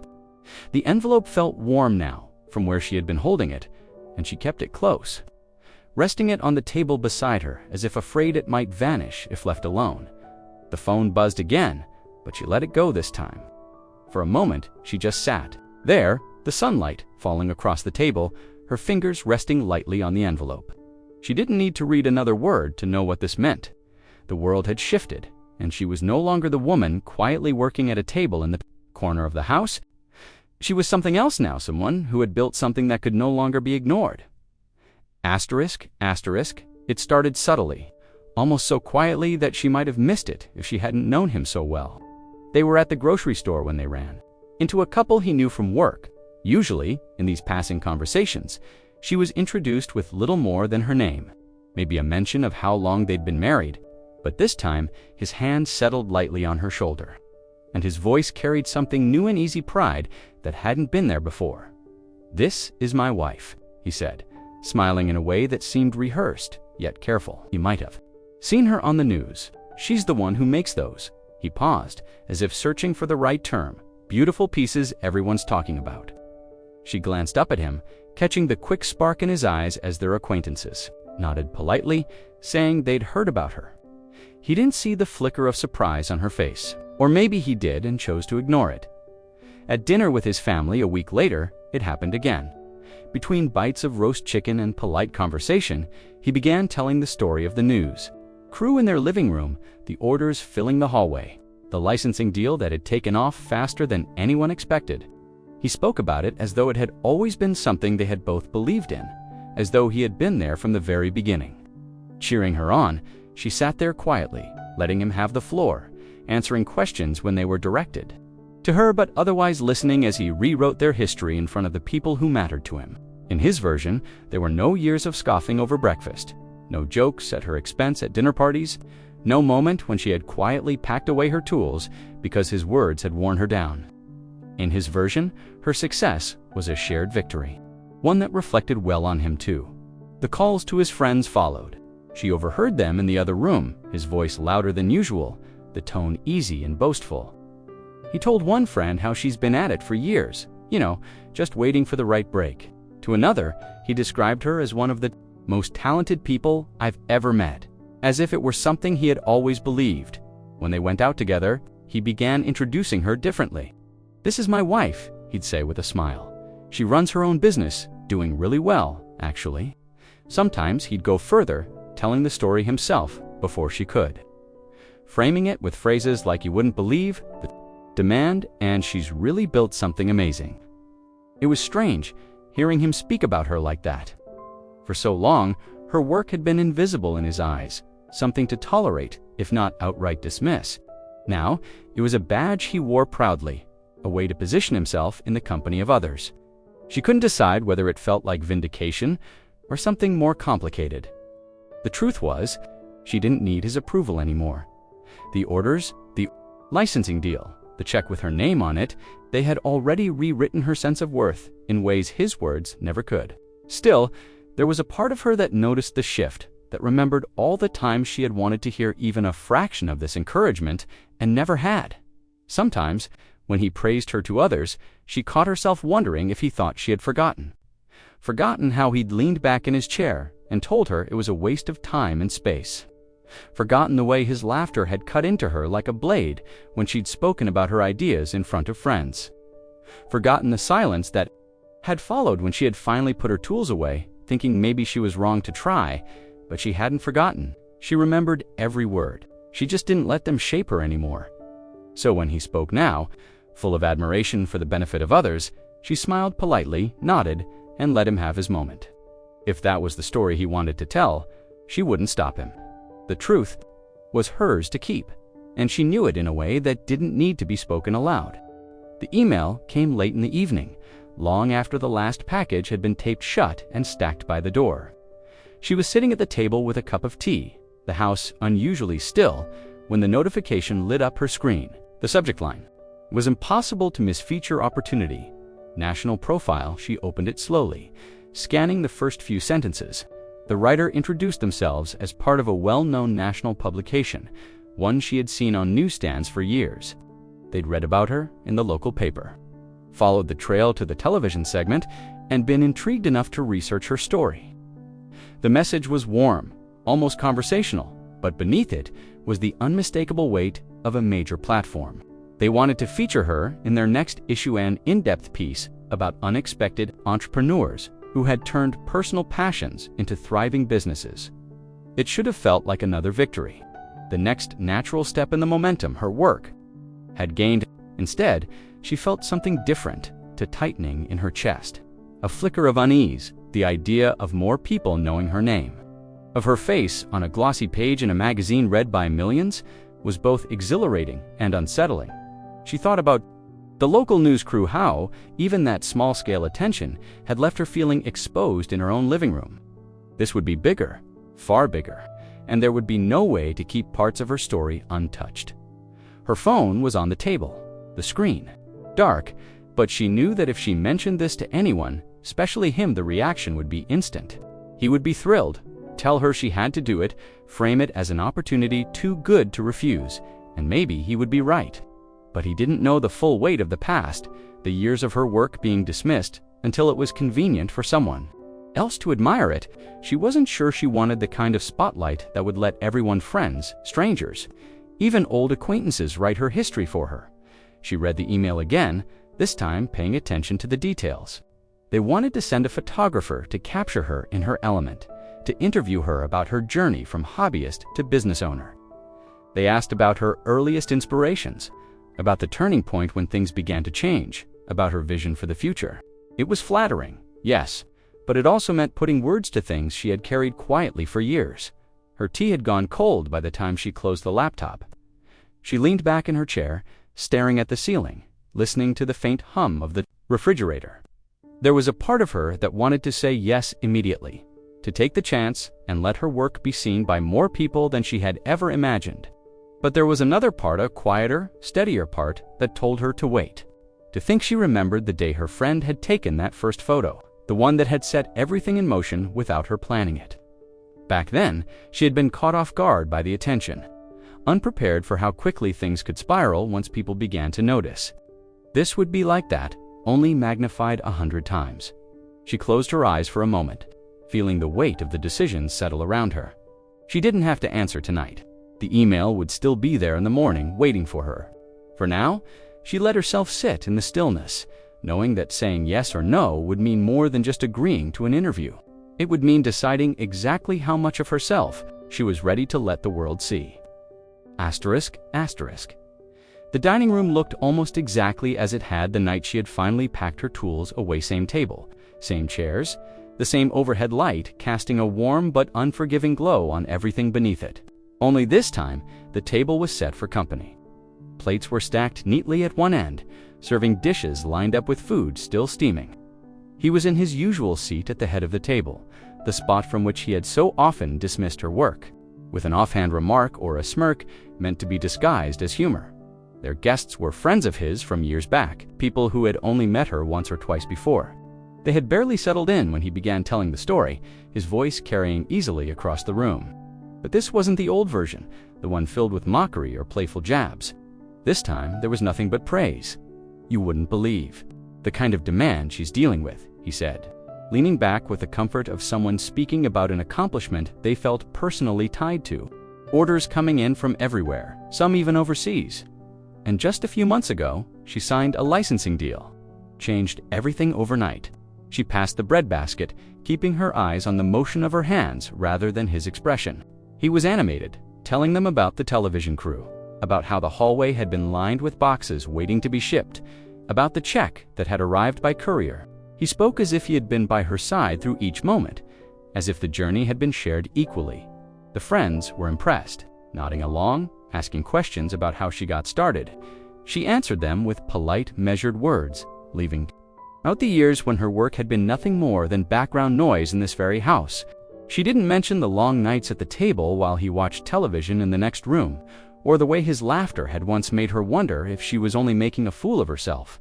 Instead, she listened as he recounted details, some accurate, others softened or rearranged to make the story neater.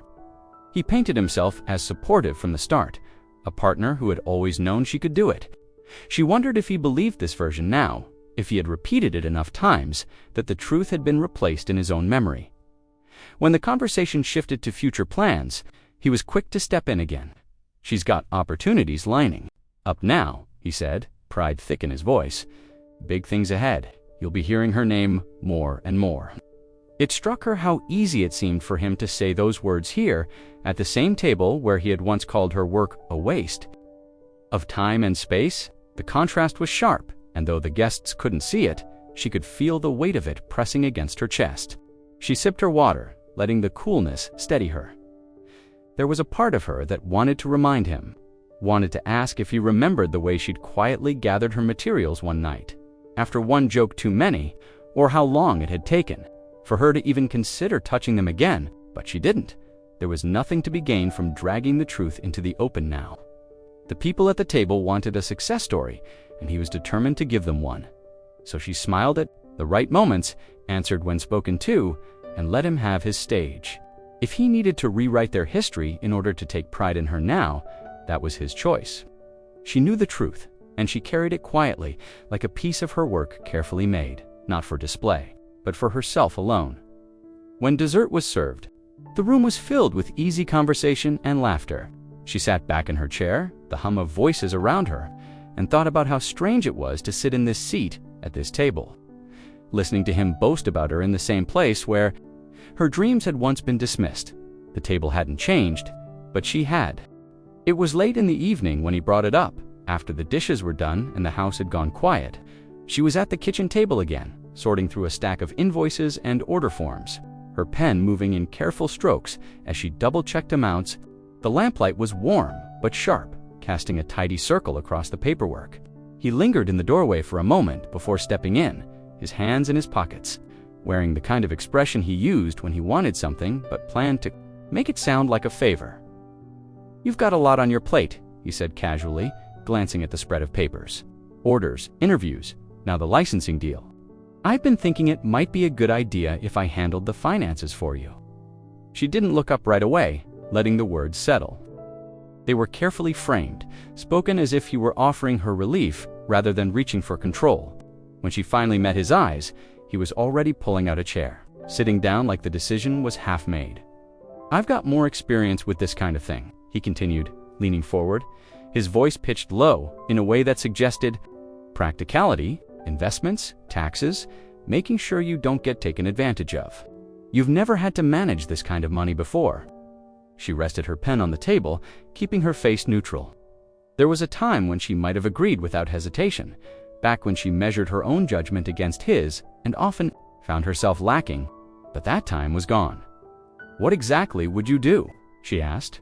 "Track everything, make sure the bills are paid, move the extra into savings or investments. I can make sure you're protected.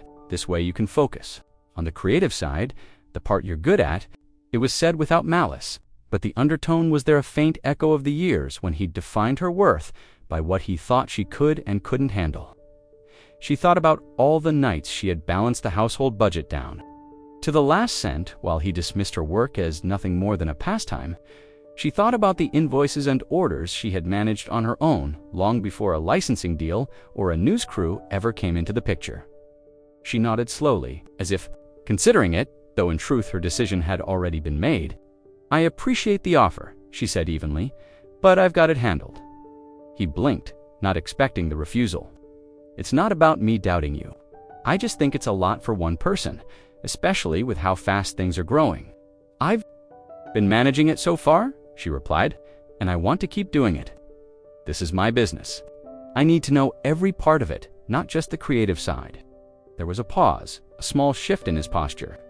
"I'm just trying to help," he said. "I know," she answered, and she meant it.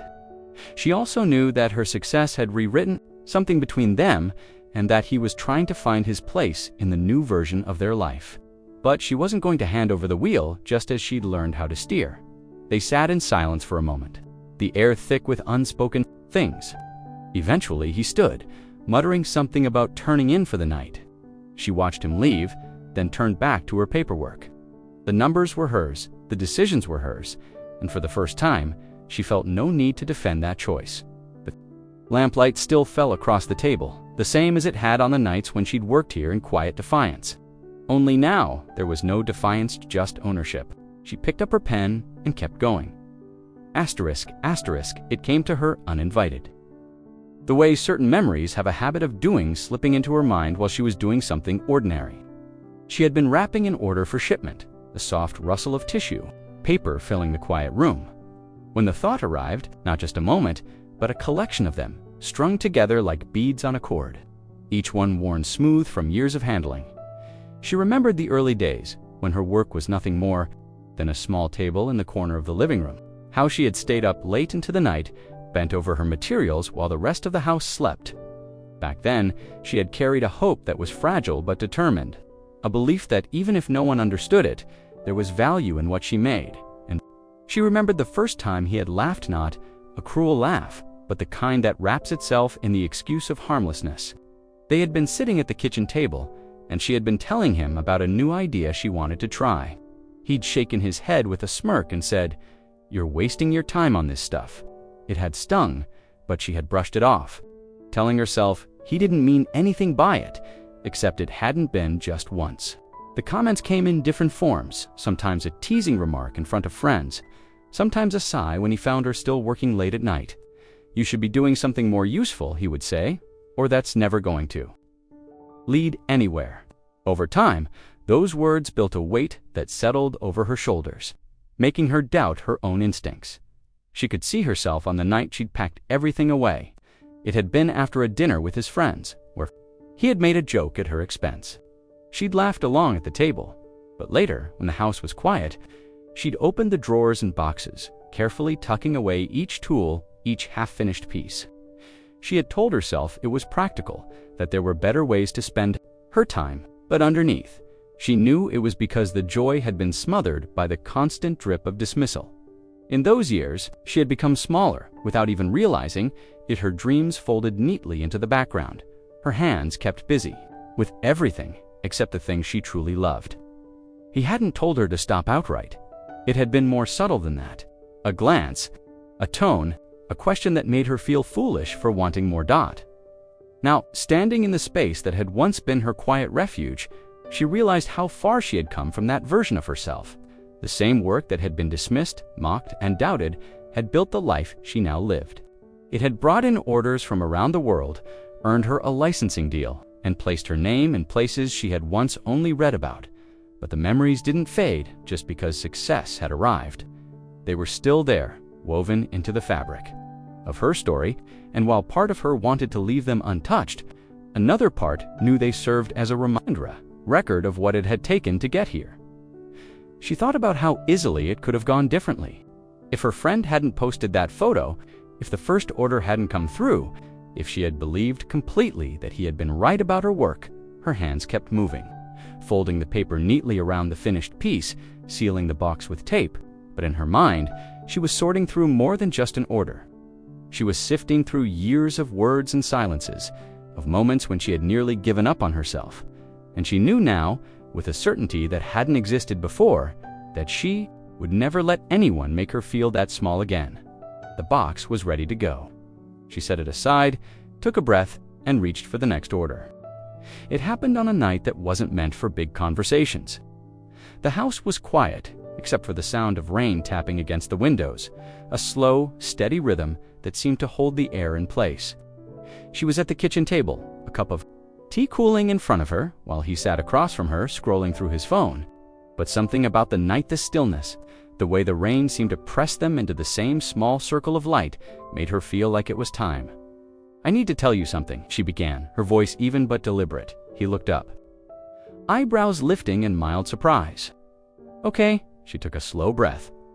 "All those years when you said my work was a waste of time, when you laughed about it in front of other people, or made jokes at my expense, you have no idea how much that hurt."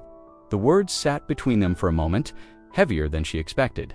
He blinked, as if trying to replay the years she was referring to, his face caught between confusion and discomfort. "I didn't mean to hurt you," he said finally. "I was just teasing." She shook her head gently. "It wasn't teasing. To me, every time you said those things, I believed you a little more. I started to think maybe I really was wasting my time. You probably thought I just lost interest. But it was because I couldn't carry your voice in my head anymore, telling me I was foolish." His phone was now face down on the table. He was watching her closely, but she could tell he didn't yet know how to respond. "I kept doing it. Quietly for a while," she continued, "but I stopped letting myself dream about it." "You didn't believe in me?" A flicker of something crossed his face, guilt maybe, or recognition. He shifted in his seat. "I guess I didn't think it mattered that much. I didn't realize it would. It mattered enough that I almost walked away from it forever. And now, after everything that's happened, I can't help but think about how different it might have been if you'd supported me from the beginning. Not just now, when there's money and recognition, but when it was just me at a table in the corner of the living room, trying to make something out of nothing." The rain outside picked up, the sound filling the pauses between them. He rubbed a hand over his jaw, his voice lower when he finally spoke again. "I'm sorry. I don't know if that changes anything for you, but I am. I should have been better. I should have seen what it meant to you." She nodded, accepting the words without rushing to fill the silence. Apologies didn't undo the past, but they could acknowledge it, give it shape, and for the first time, she felt like he might actually see the gap between the story he told others and the truth of what had happened. "I'm not saying this to hurt you," she added quietly. "I just needed you to know, because I don't ever want to go back to feeling that way again." He nodded slowly, his eyes steady on hers. Sip of her tea, now lukewarm, and let the moment settle. It wasn't closure exactly, but it was a crack in the wall that had stood between them for years. And for now, that was enough. Asterisk, asterisk, the conversation had been circling in her mind for days, refusing to fade even after his apology. Words replayed themselves in the quiet moments, when she was labeling packages, when she was lying in bed, listening to the hum of the heater, when she was driving into town for supplies. The past was no longer an unspoken shadow between them, but the future still felt uncertain. One evening, after the dinner dishes had been washed and put away, she asked him to sit down with her at the kitchen table. The room felt smaller than usual, the air holding a weight that made even the ticking of the wall clock seem louder. He sat across from her, looking curious but wary, as if he sensed that this wasn't going to be a casual conversation. "Been thinking," she began, her tone calm but unyielding, "about us, about everything that's changed." He leaned back slightly, folding his arms, waiting for her to continue. "I know things are different now," she said. "We have more money than we ever imagined. People know my name. You've started talking about my work like you've always been proud of it, and I'm glad, truly, that you're proud now. But I need to make sure we're clear on something before we move forward." He raised an eyebrow, but didn't interrupt. "I won't go back to being the person I was before this," she continued. "The one who stayed quiet when you dismissed my ideas, who put away her dreams because you made them feel small. That's done. If we're going to stay together, you need to respect what I do, even if you don't always understand it. You need to speak to me as an equal, not someone you're humoring." His brow furrowed slightly, a flicker of defensiveness passing over his face. "I already told you I'm sorry for how I acted back then. I get it now. I see what you're capable of." She shook her head gently. "It's not about the apology. I can't build this life while worrying that the moment things slow down, you'll go back to thinking of my work as a waste of time, and I won't shrink myself to fit into your idea of what matters." He shifted in his seat, his arms uncrossing. "So what are you saying?" "I'm saying this is an ultimatum," she said, her voice steady. "I love you. I want to keep building a life with you. But if respecting me and my work is something you can only do when it's making money or bringing attention, then we're not going to last." The words hung in the air, heavier than anything they'd spoken in years. He looked at her for a long time, his expression shifting confusion, then realization, and finally something closer to acceptance. "I hear you," he said quietly. "You have my word." She searched his face for signs of hesitation, but found none. It would be his actions, over time, that proved whether he truly understood. They sat in silence for a few moments, the sound of the clock filling the space between them. She felt lighter, though not entirely at ease. Setting the boundary was one thing, living within it would be another. But it was a start line drawn clearly enough that neither of them could pretend it wasn't there. When she finally stood to leave the table, she felt something she hadn't felt in a long time. Just relief, but ownership of her place in the life she had built. Whatever happened next, it would be on terms she had chosen. The shift happened quietly at first, without any dramatic announcements or sudden upheaval. She simply began making decisions on her own, following the same instincts that had carried her this far. The orders were still coming in faster than she could keep up, and she knew that if she wanted to sustain the momentum, she would need help. So she started reading late into the night about small business structures, local regulations, hiring practices, and tax implications. Her laptop became the hub of a new kind of work, one that went beyond the craft itself and into the world of building, something that could stand on its own. She registered the business in her name alone, filling out the paperwork with a quiet sense of certainty. There was no discussion about making him a partner. This wasn't spite, it was clarity. She had built this from nothing, nurtured it in the dark when no one believed in it, and she knew she had to keep full ownership of the vision. Once the legal framework was in place, she began interviewing people to help with production. The first was a young woman from town who had been working part-time in a shop, but wanted something more hands-on. Then came a man in his 40s who had been laid off from a factory job and had an eye for precision work. She trained each of them personally, showing them not just how to make the products, but how to treat each one as if it were the only order they had. The spare bedroom became a dedicated office. The dining room, once a battleground for quiet humiliations, transformed into a shipping station.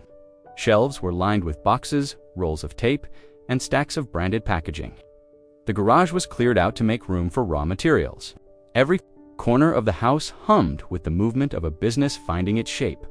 Her days grew longer, but also more fulfilling. Mornings were spent on design work and managing orders. Afternoons were dedicated to production. Evenings often found her answering emails from customers in different time zones. Sometimes she caught herself smiling in the middle of a long stretch of work, realizing she was doing what she had once thought impossible, not only keeping up with the demand, but creating a structure that could grow beyond her own two hands. He watched all of this from a distance. At first, he would ask now and then how things were going, but when she offered updates, they were brief and factual. There was no more seeking his approval, no more hoping for validation. She wasn't shutting him out entirely, but she wasn't inviting him in either. This was hers to build, and she was doing it without leaning on him for guidance. The first payday for her new hires was a quiet celebration. She wrote the checks at the kitchen table, the same place where she had once felt small under his scrutiny. This time, the moment carried a different kind of weight. She was responsible for more than just her own livelihood. Now she was providing for others, creating something that reached beyond the boundaries of their marriage. With each passing week, the systems became smoother. She invested in better equipment, negotiated with suppliers for bulk rates, and hired a part-time assistant to handle customer service. It was no longer just a side project that had accidentally turned into a success. It was a company with a name, employees, and a growing reputation. There were moments when she thought about how much had changed between them. He was still there, sharing the house, eating dinner at the same table, but the center of her world had shifted. She didn't rely on his mood to determine her own. She didn't measure her choices against his opinions. She had built something, sturdy enough to stand on its own, and in doing so, she had built herself into someone who no longer needed permission to take up space. By the time the first official quarter ended, the numbers were better than she had dared to hope. The business wasn't just surviving, it was thriving, and she had done it without him, without his oversight, without his hand on the wheel. The thought wasn't bitter, it was simply true. And in that truth, she found a deep, unshakable pride. The ballroom was lit in warm golds and deep ambers, the kind of lighting that made everything feel larger than life. Round tables were dressed in crisp white linens, glasses catching the glimmer from the chandeliers above. She had been here before, but only as an observer once, years ago, when she'd tagged along with a friend. Back then, she'd sat at the back of the room, invisible among the crowd, clapping for names she barely recognized. Tonight was different. Tonight, her name was printed in the program. She walked in with quiet composure, her dress simple but elegant, her hair pinned in a style she had chosen herself without anyone's commentary. She wasn't here as someone's plus one or as an afterthought. She was here because her work, once dismissed as a worthless hobby, had earned her a seat among people who had been in the industry for decades. Her table was near the front, close enough to see the subtle smiles exchanged between presenters and the ripple of anticipation whenever an envelope was opened. Around her sat people she had only known through emails and conference calls, now shaking her hand in person, telling her how much they admired what she had built. The conversations were not polite fillers, they were genuine, grounded and mutual.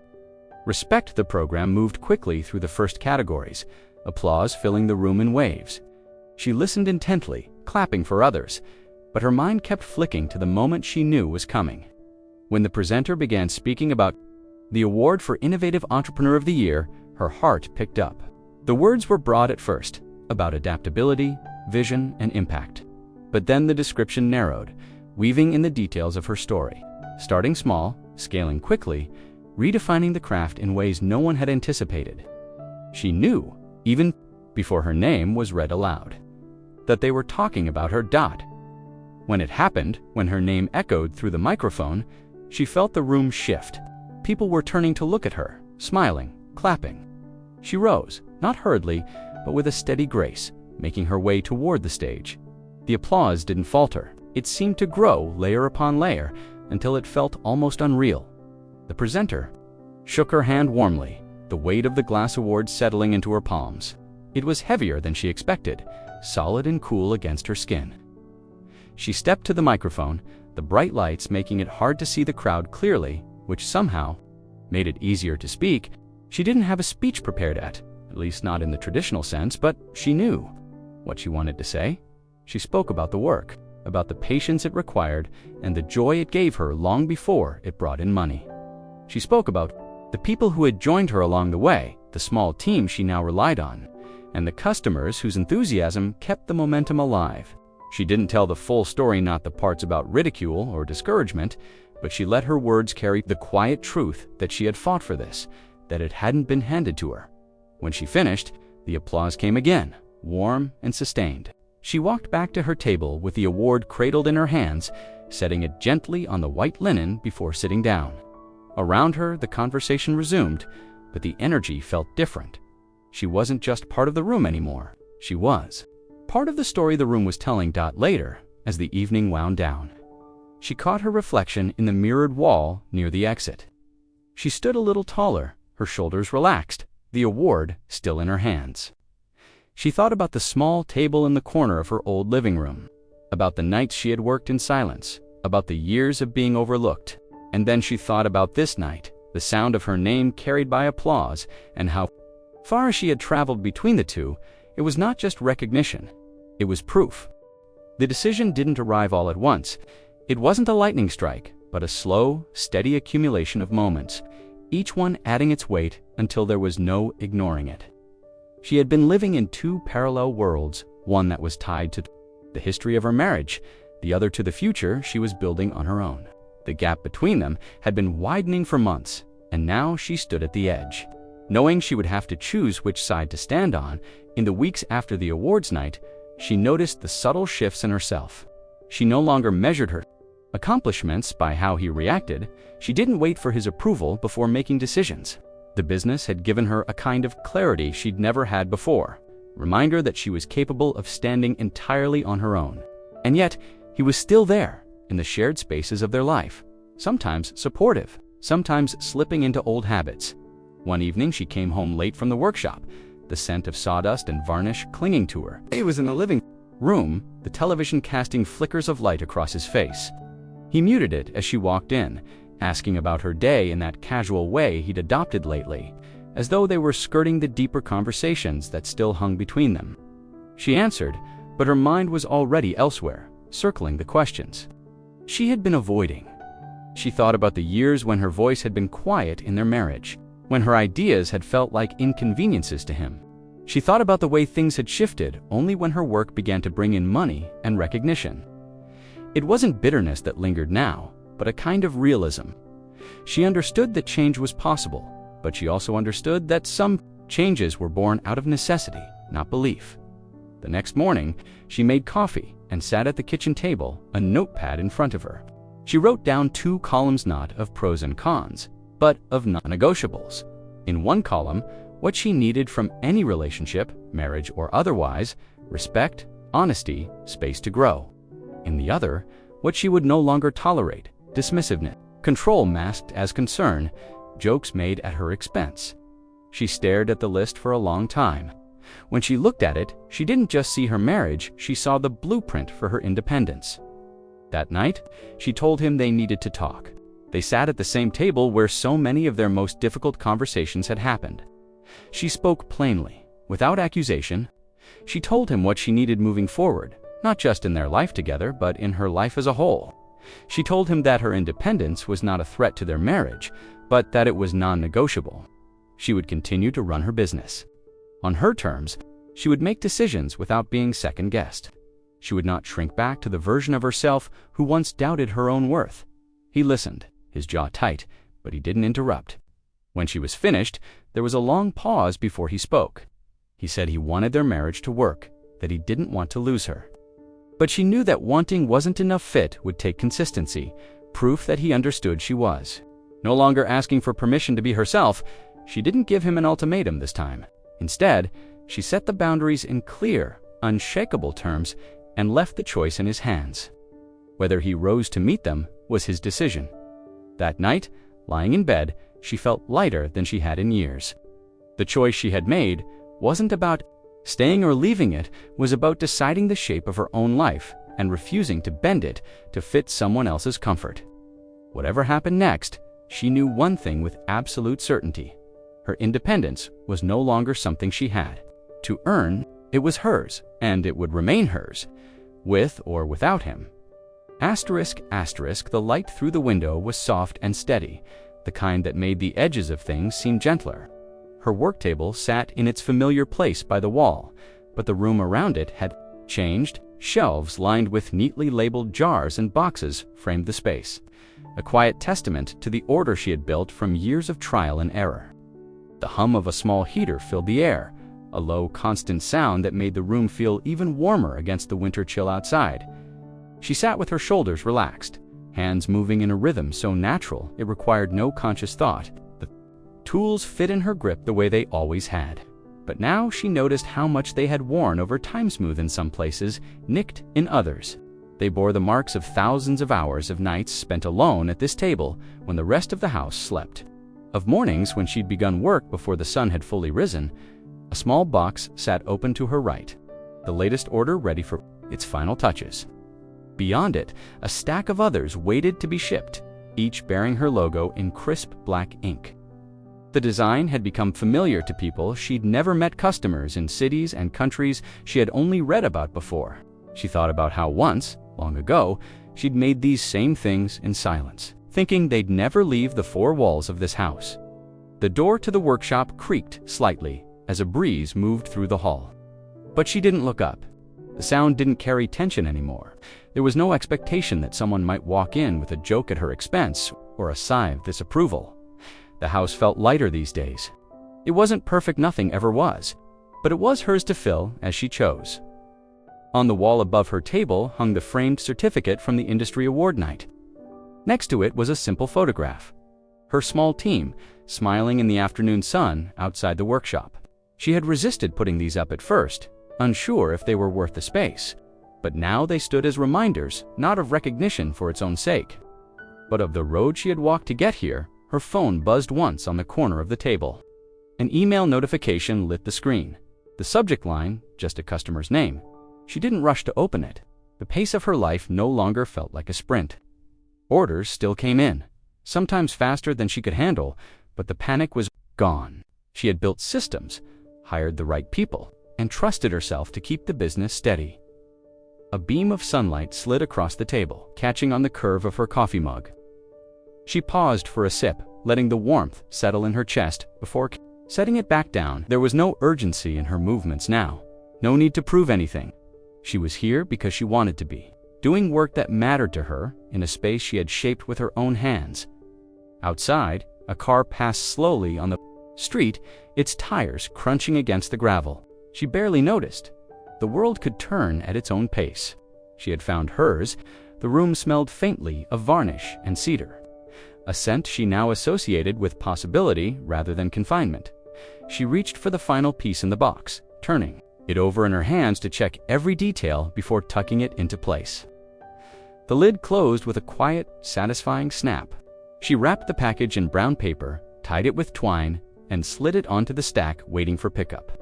Another order finished, another connection made with someone she'd never meet, but who would hold something she had created. She glanced around the room one last time before returning to her work. Calm settled over her like a second skin. Everything here, the tools, the shelves, the growing pile of completed orders, was part of the life she had built from the thing once called worthless. Now, in this moment, it was clear that nothing about it or her had ever been. Asterisk, asterisk.